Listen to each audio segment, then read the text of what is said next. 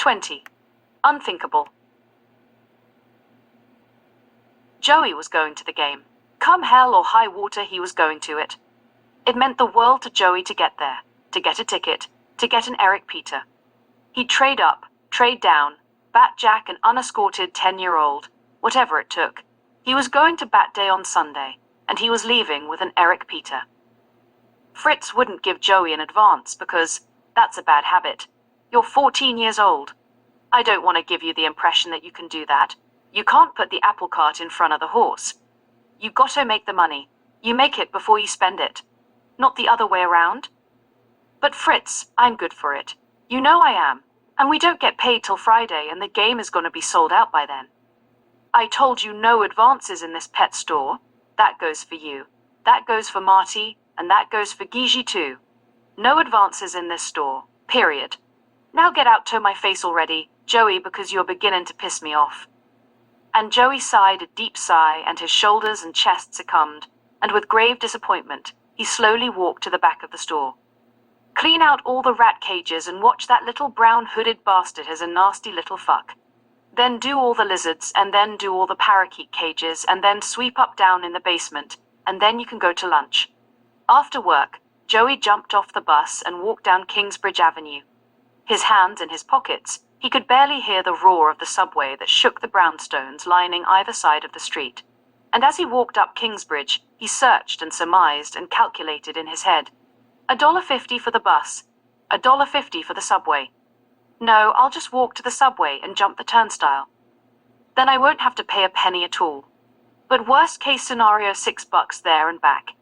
Plus, if I get lucky, a bleacher seat for $50, and that's if I get lucky. So $60, $60 and I'll be home free. When he saw Uncle Angelo's Cadillac parked outside, he raced with joy toward it. Up the stairs he scrambled, cramming the key inside the lock so anxiously that before he could unlock it, his mother had opened it with a look of consternation. Who's chasing you, Joey? No one, Ma. And before Joey could take a step inside, Uncle Ange walked out from the foyer. Hey, Capo, how's it hanging? Hey, Uncle Angelo. And Joey played every single scenario out in his mind as if a Pentium 10,000 had been installed in his brain. Each and every possible opening raced across his mind. Uncle Ange, can you lend me $60 for a bicycle? A date with this broad I met on the subway. The mob's after me for it. It's Ma's birthday. It's Dad's birthday.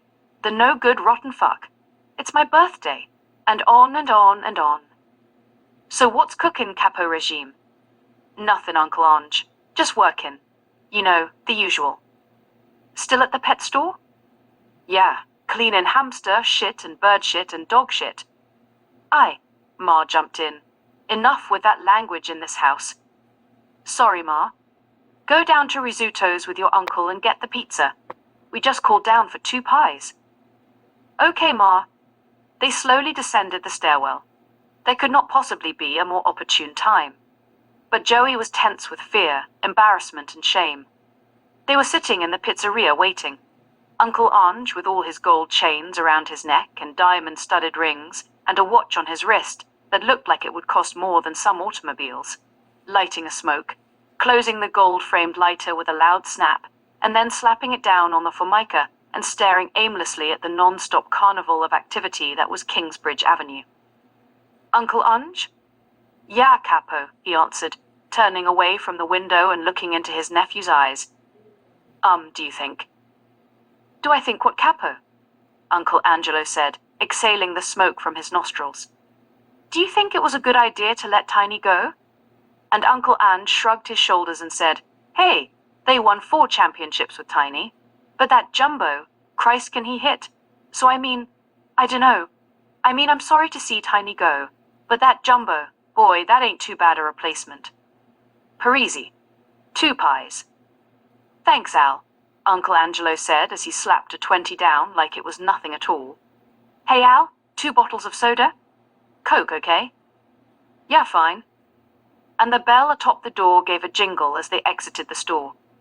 And Joey was holding the pizzas, the sweet smell of them drifting up toward him, and the heat emanating from the boxes saturating his arms and chest and causing him to sweat. Ma had set the table. "Go wash your hands, Joey," she yelled from the kitchen. And as he was washing them in the bathroom, Uncle Ange appeared and stuffed a bill in his hand and said, "Here, Capo, take your girlfriend to the movies."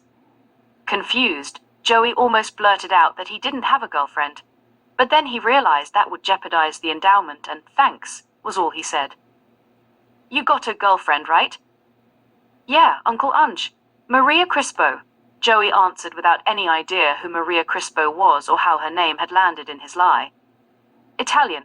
Good boy," Uncle Angelo said, pinching his nephew's cheek. And Joey peeped his palm and saw $20 staring back up at him.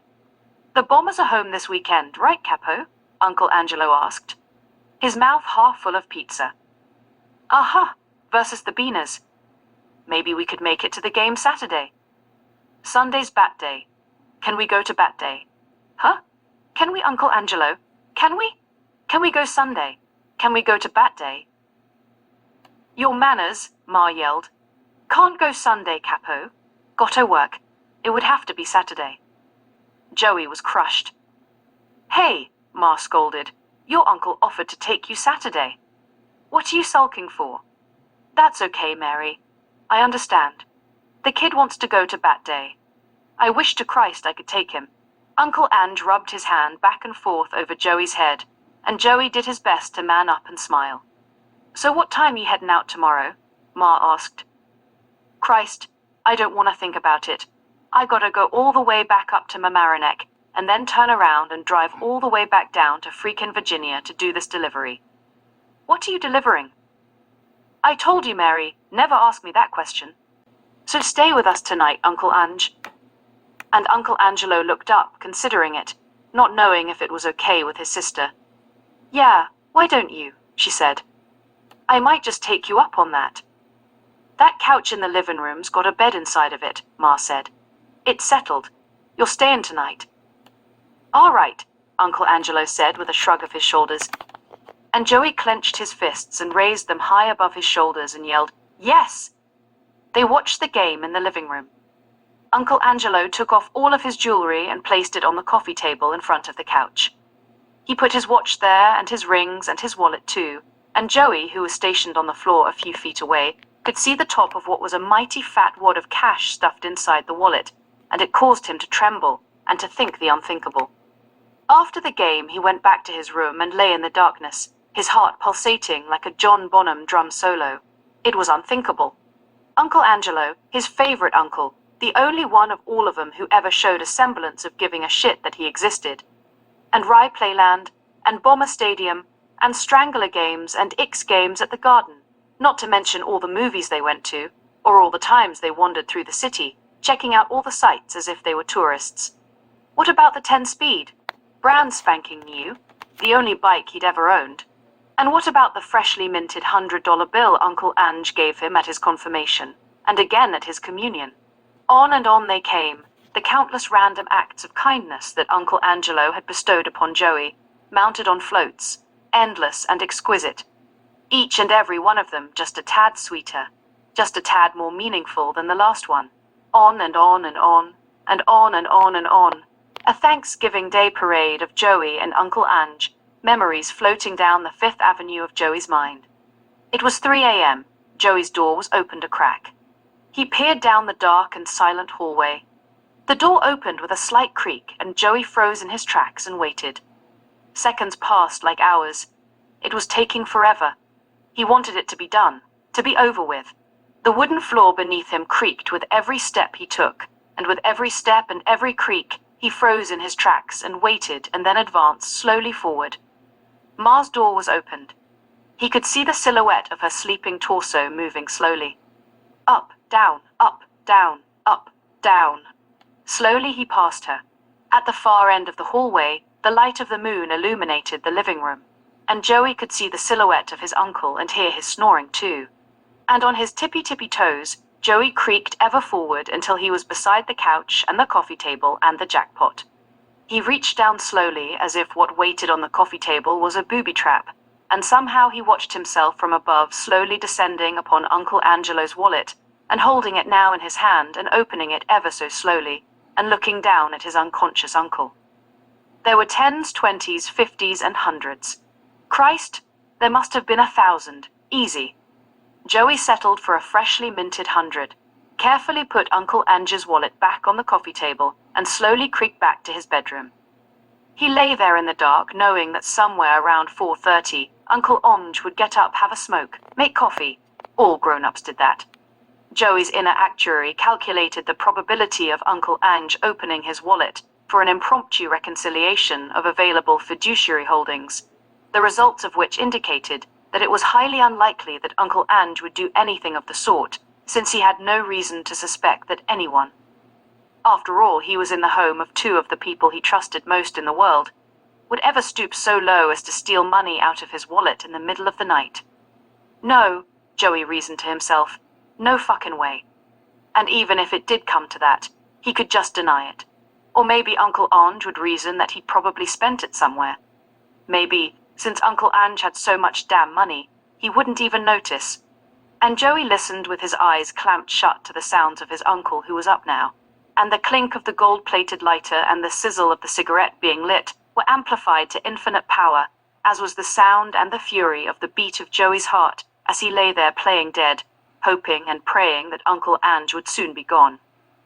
Uncle Ange in the bathroom now, the shower running, Joey jumping up and sneaking out to conduct whatever surveillance he might conduct to calm his nerves, and the shriek of the shower being shut off, and Joey sneaking back into his bed and playing dead some more and listening and marking progress, and the sounds of the bed turning back into a couch, and the TV on now, playing ever so softly, and the jingle of jewelry being put back on, and a couple of morning coughs and the clearing of throat, a loud, ugly sucking of all the debris in the sinus passages, and the sound of them being spit into the sink and washed away, and more coughs and more sinus clearing and more spitting, and the sound of the sink again, and the clink of the lighter and the sizzle of cigarette, and the jingle of keys and footsteps walking to the door, and the door unlocking and then opening and the door closing, and Uncle Ange gone. And Joey raced to the front door and listened to his uncle's descent down the stairwell. Slowly and as quietly as was possible, he unlocked the door, stepped out into the hallway and peered over the banister, and when the door in the lobby opened with a loud creak and closed with a loud slam the way it always did, Joey raced downstairs and slowly opened it and peered outside. Kingsbridge Avenue was still and silent, save for the occasional truck careening up the street. Joey stared intently at Uncle Angelo as he walked down the street, turned the corner and disappeared out of view. Then he raced back upstairs, slowly opened the door and stepped inside, stealthily closing it behind him. Ma was standing there in her nightgown when he turned around. "Joey," she said, "I'm so ashamed of you.